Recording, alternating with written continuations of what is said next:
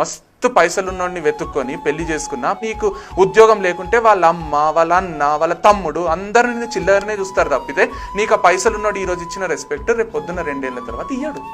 పెళ్ళైన 2 ఏళ్ల తర్వాత నోరు మూసుకొని పడుండు, కథలు పడకు నాతోని అంటాడు. కథలు పడకు నాతోనంటే నువ్వు పడకురా అని బయటికి వచ్చి బతికేటట్టు ఉండాలి కదా. నువ్వులాగా బతికేటట్టు ఉన్నవని మనకి ఇంత మాత్రం క్లూ ఉన్నా నీతో కథలు పడడు. నీకు ఇచ్చే రెస్పెక్ట్ వేరుంటుంది, మీ ఇన్లాస్ నీకు ఇచ్చే రెస్పెక్ట్ వేరుంటుంది. నువ్వు ఇంట్లో హౌస్ వైఫ్ అయినా, నువ్వు జాబ్ చేస్తున్నా, జాబ్ చేసే కేపబిలిటీ నీకుంది, నీ కాళ్ళ మీద నిలబడి నువ్వు నీ లైఫ్ చూసుకునే పొటెన్షియల్ నీకుందని వాళ్ళు నమ్మినరు అనుకో. I'm telling it to girls here, వాళ్ళ బిహేవియరే వేరుంటుంది.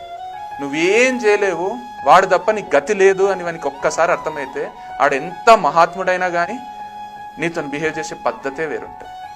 లవ్ లేకున్నా, ఎఫెక్షన్ లేకున్నా బతకొచ్చు కానీ రెస్పెక్ట్ లేకుండా బతకలేవు 200%.